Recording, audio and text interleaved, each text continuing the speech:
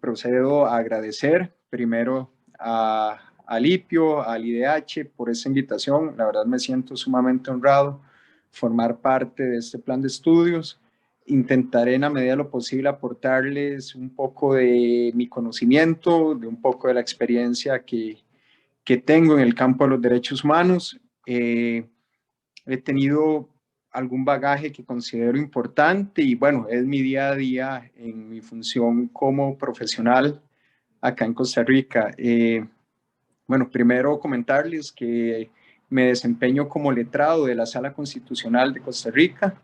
Es el Tribunal Constitucional, por lo tanto tenemos a cargo la tutela de derechos fundamentales y obviamente que para ejercer la función de tutelar derechos fundamentales encontramos o se incorpora al bloque de constitucionalidad los diversos instrumentos del sistema interamericano, la jurisprudencia de la Corte Interamericana también. Entonces, por ahí en el día a día estamos en pleno contacto con los derechos humanos en mi función. Entonces, espero que sea muy provechoso lo que les puedo venir a aportar en este curso.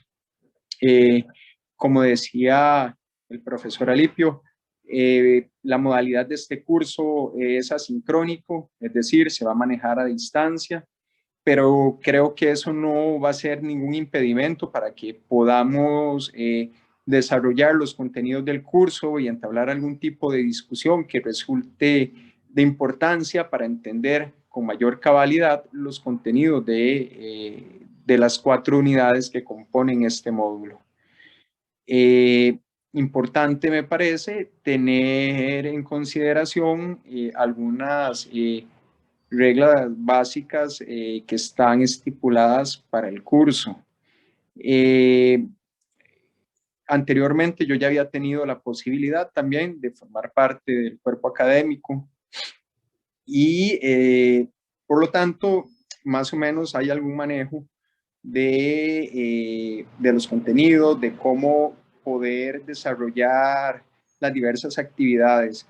Entonces, obviamente, cada unidad de este módulo va a tener una evaluación, va a tener un puntaje y por lo tanto se agradece en un primer plano o más bien existe algún tipo de obligación por parte del estudiantado de cumplir con los plazos que están estipulados en el programa. Inicialmente, al final de cada de las unidades, se debe de presentar algún tipo de trabajo que se ruega presentarlo en las fechas que están señaladas. Si no se presenta en los plazos, bueno, nada impide que se pueda recibir el trabajo respectivo, so pena de algún descuento en el puntaje y en la calificación correspondiente. Me parece que eso es de suma importancia tenerlo claro para evitar algún malentendido. Obviamente yo todos los días voy a estar ingresando al aula virtual, voy a estar en pleno contacto y bueno, por los diversos medios que nos brinda la aplicación, vamos a poder estar en contacto. De igual forma, aparece mi dirección de correo electrónico, que si hay una duda muy puntual, pues bueno, también es un medio que me parece válido para evaluar o para poder aclarar cualquier duda que surja en relación con el contenido de los cursos, de las unidades de este módulo.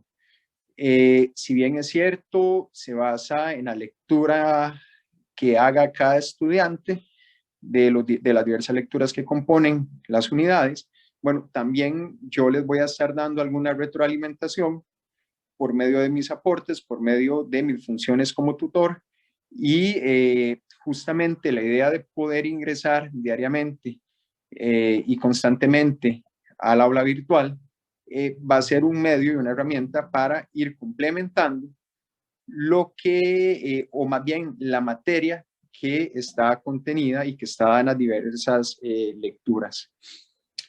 Dicho lo anterior y aclarando un poco los puntos, Bueno, vamos a entrar un poco en un tipo de introducción a lo que vamos a encontrar en el curso. Me parece de suma importancia ir aclarando algunos temas y poner en contexto cómo es que surge el Sistema Interamericano de Protección de Derechos Humanos, cómo se ha desarrollado y, bueno, cuál es la incidencia directa en nuestros estados. ¿Por qué nosotros vamos a estudiar el sistema interamericano? Y obviamente esto conlleva una serie de obligaciones para los estados parte del sistema.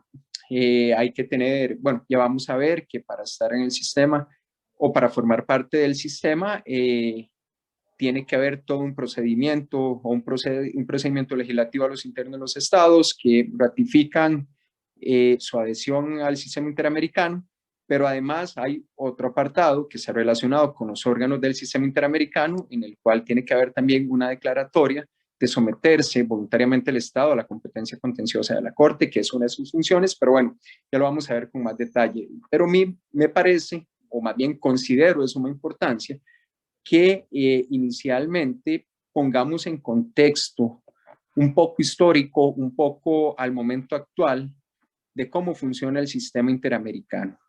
Dicho lo anterior, trataré de ajustarme al tiempo que se me ha otorgado y a pesar de que es muchísima información, trataré de condensar los aspectos que considero más relevantes, de tener claros de previo al inicio del curso. Dicho lo anterior, procedo a señalar algunas cuestiones de fondo. Es importante, vamos a empezar esta plática o esta sesión inaugural tomando como punto de partida la Revolución Francesa, porque es donde se da justamente el rompimiento del sistema monárquico y empieza a darse una organización diferente del Estado. Partimos de la Revolución Francesa, reitero, el rompimiento del sistema monárquico.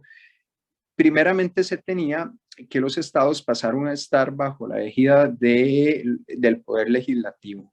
Es decir, los parlamentos en su momento eran los que tenían a cargo la mayor parte del poder, la toma de decisiones, había una desconfianza hacia los jueces justamente porque se decía en aquel momento que los jueces lo que hacían era simplemente replicar la voluntad del monarca. Entonces había una centralización de las funciones estatales en los parlamentos. Posteriormente, y sin entrar en lujo de detalles porque quizás no sea lo más, o más bien no sea lo más importante dentro de esta sesión, es señalar que es hasta en el siglo, a inicios del siglo XX, que empiezan a darse dos fenómenos sumamente importantes en la organización de los ordenamientos jurídicos de los estados. Estamos hablando que primeramente hay una constitucionalización de los ordenamientos, en los cuales la Constitución de Weimar termina siendo un baluarte en los movimientos de constitucionalización. Lo cierto es que esos movimientos de constitucionalización de los ordenamientos jurídicos conllevan la implantación de los modelos de justicia constitucional. Es decir, había que buscar la forma de poder de dar seguridad, de blindar la constitución política, es donde surgen los modelos de justicia constitucional. Espero que estén un poco o que tengan algún conocimiento en cuanto a los modelos de justicia constitucional, porque va a tener muchísima importancia a la hora de que opera y de que va a surtir los efectos del ordenamiento, en el ordenamiento jurídico interno, el tema del derecho internacional de los derechos humanos y propiamente, en el caso latinoamericano, de la Corte Interamericana de Derechos Humanos. Posteriormente viene el periodo posguerra de la Segunda Guerra Mundial y es donde empieza a darse ahora sí un movimiento de internacionalización de los ordenamientos en función de los derechos humanos. Dice un profesor alemán, Matthias Herdegen, que en realidad los ordenamientos jurídicos y propiamente las constituciones dicho lo anterior, ¿verdad? Que a inicios del siglo XX se empieza el movimiento de constitucionalización de los ordenamientos, hablamos que Matías Herdegen mencionaba que las constituciones han tenido que abrirse hacia el ordenamiento interno, principalmente en 3 puntos de suma importancia. Una, que sería el aseguramiento de estándares democráticos; otra que habla principios jurídicos del orden económico internacional; y en un tercero, y el más importante para efectos de este curso, obviamente los derechos humanos. Hablando propio de los derechos humanos, si bien es cierto, se introducen en los ordenamientos jurídicos una serie de elementos propios del derecho internacional. Encontramos algunos antecedentes de esta fragmentación o de esta apertura de las constituciones a los ordenamientos jurídicos internacionales, principalmente en la Constitución de Weimar, que les mencionaba, de 1919, en el que se hablaba que el derecho internacional iba a ser parte integrante del derecho del Imperio Alemán. Posteriormente lo mismo aplicó en Alemania en 1949 con la Constitución de Alemania en 1949, que reitera que las reglas generales del derecho internacional público van a integrar el derecho de la federación y que iba a tener algún tipo de primacía sobre las leyes internas. En el mismo sentido, la Carta Española, en sus artículos 1 y 2, habla ahora sí de derecho internacional, de derechos humanos, o hace una integración de la Declaración de Derechos Humanos y de tratados internacionales en la materia. Eso es un avance sumamente importante en materia de derechos humanos. De igual forma, la Constitución italiana de 1948 dice que el ordenamiento jurídico italiano se va a ajustar al derecho internacional generalmente reconocido. Entonces, un elemento importante de esta apertura de las constituciones hacia estándares de derecho internacional es que hay una redefinición de la soberanía. Encontramos entonces que la soberanía ya no va a ser aquella potestad interna de los estados de poder establecer sus propias reglas, su propio ordenamiento, sino que ahora ese ordenamiento va a estar o va a acoger algunos estándares de derecho internacional. En otras palabras, lo que va a hacer es una cesión voluntaria de una porción de su soberanía. Y en materia de derechos humanos, encontramos entonces una variante, una variación de suma importancia. Y es justamente que al darse la incorporación del derecho internacional, de los derechos humanos, a los ordenamientos internos, hay un reconocimiento de las personas como sujetos de derecho internacional. El derecho internacional, perdón, el reconocimiento, vamos a ver, el derecho internacional clásico establecía únicamente a los estados como sujetos de derecho en arena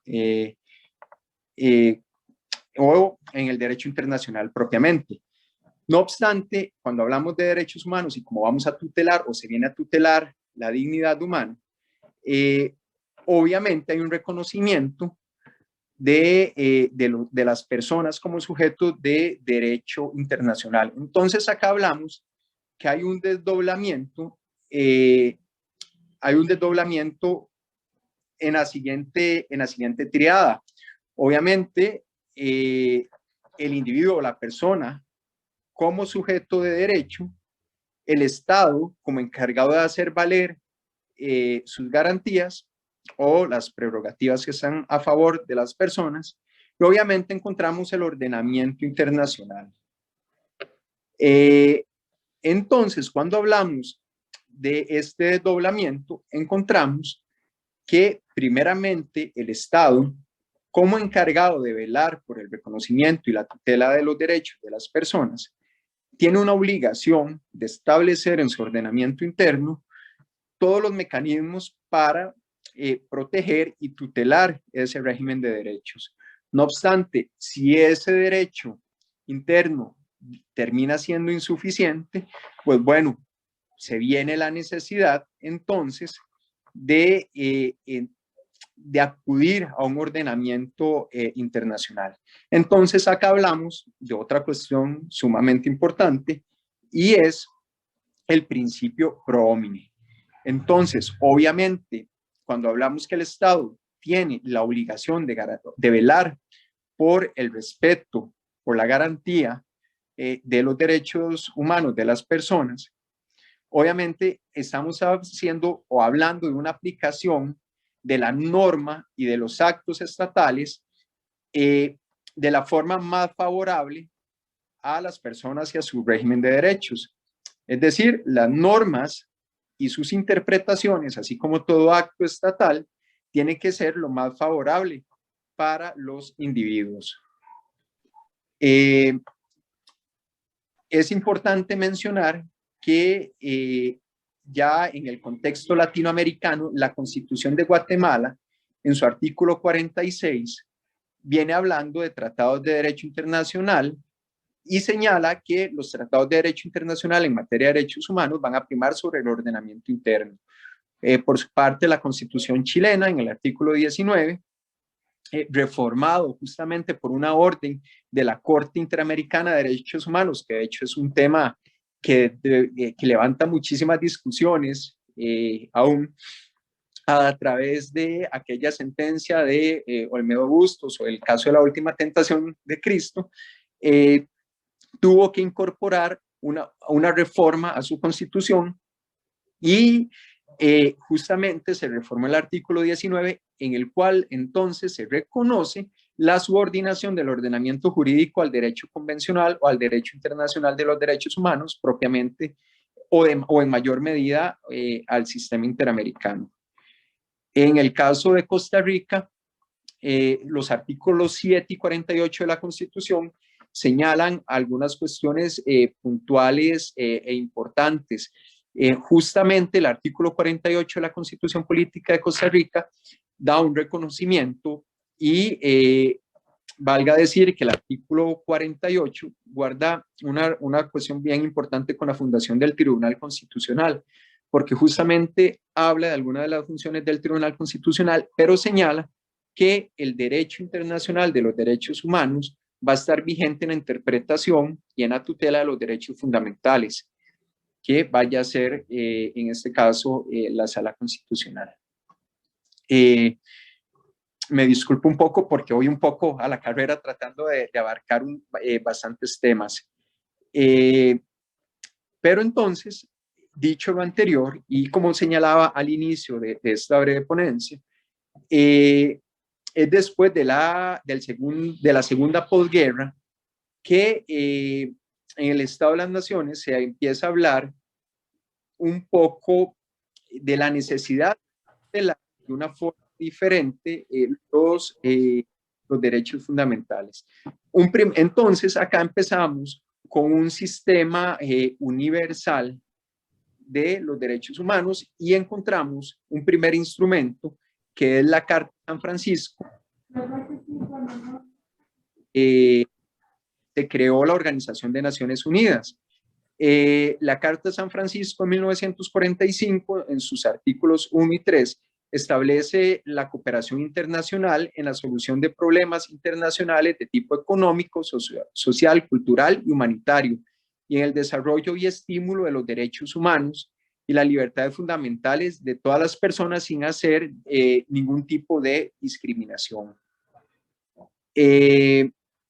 Posteriormente, viene la Declaración Universal de los Derechos Humanos de 1948, que viene sucedido posteriormente por el Pacto de Derechos Civiles y posteriormente en 1966 del Pacto de Derechos Económicos, Sociales y Culturales, que si bien se acordó en 1946, entró en vigor 10 años después, en 1976.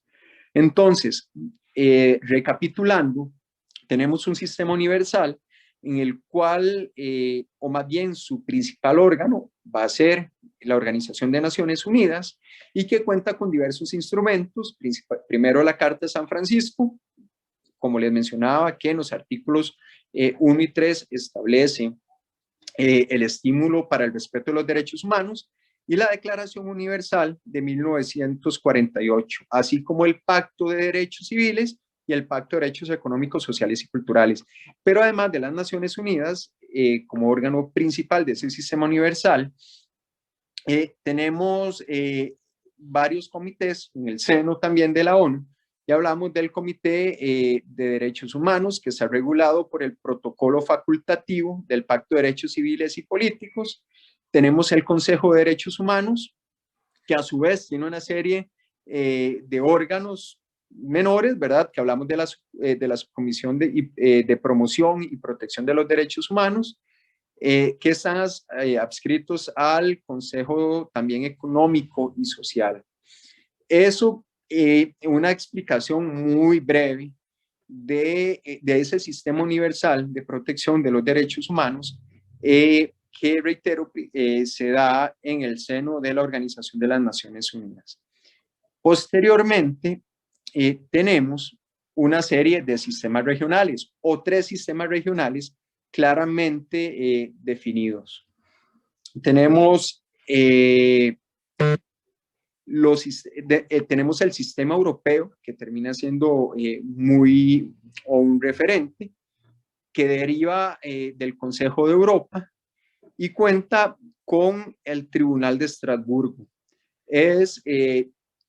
También cuenta con una especie de comisión, pero que tiene unas funciones no tanto, vamos a ver, si tiene alguna función importante, no resulta ser un filtro como si lo tiene el sistema interamericano, como ya lo explicaré en breve.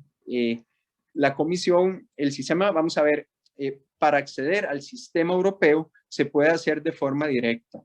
De hecho, que ha habido una discusión porque se había levantado un requisito que tenía que pasar el filtro de la comisión, pero posteriormente hubo una reforma y se estableció que se podía acceder de forma directa al Tribunal de Estrasburgo. Eso obviamente ha tenido una consecuencia directa, y es que ha habido un aumento desmesurado en los casos y que por lo tanto por ahí hay una crítica a ese sistema.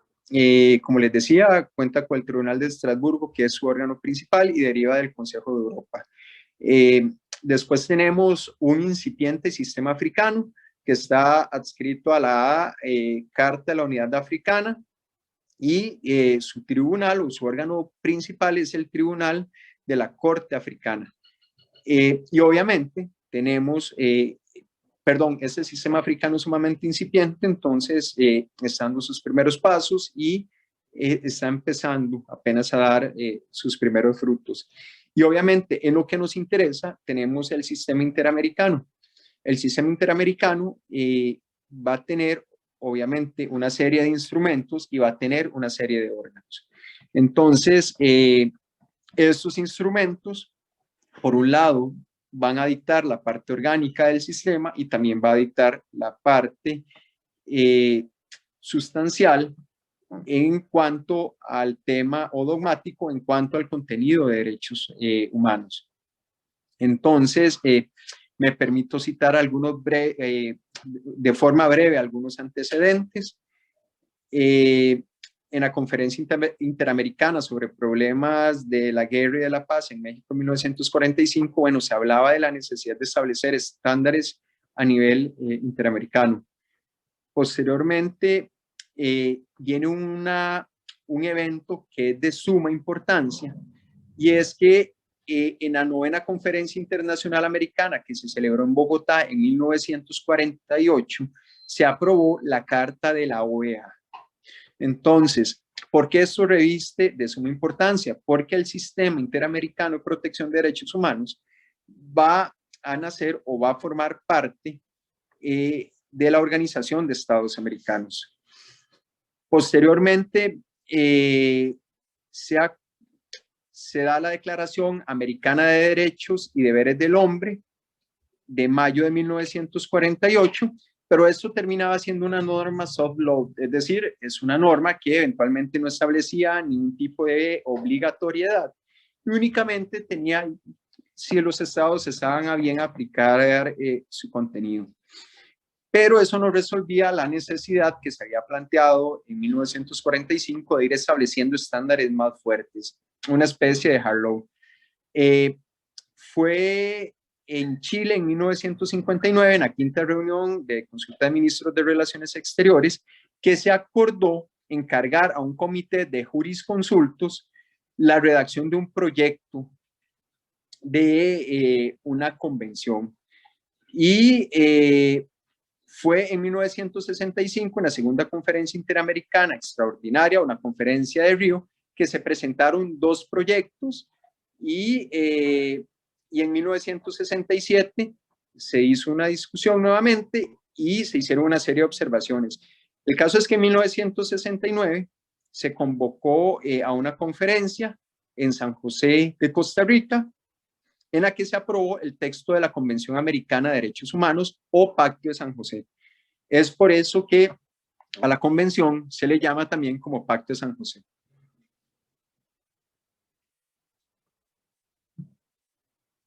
Posteriormente se aprobaron dos protocolos, el protocolo adicional a la Convención Americana de Derechos Humanos sobre Derechos Económicos, Sociales y Culturales o Protocolo de San Salvador, que fue suscrito en 1988 y entró en vigor en 1989, y el protocolo a la Convención Americana sobre Derechos Humanos relativo a la abolición de la pena de muerte.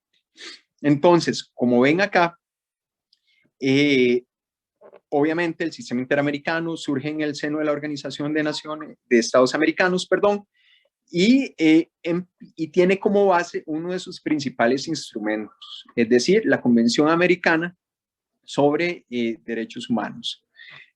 Obviamente la Convención Americana sobre Derechos Humanos tiene una parte orgánica y una parte dogmática, es decir, se viene a establecer algunas cuestiones importantes y relativas al funcionamiento del sistema, algunas cuestiones procesales, conformación de la Corte, pero obviamente es donde se encuentra el núcleo duro de derechos humanos que componen el sistema interamericano. Posteriormente encontramos dos instrumentos más, que son el protocolo adicional o en materia de EDESC o protocolo de San Salvador y el protocolo a la Convención Americana sobre Derechos Humanos relativo a la abolición de la pena de muerte.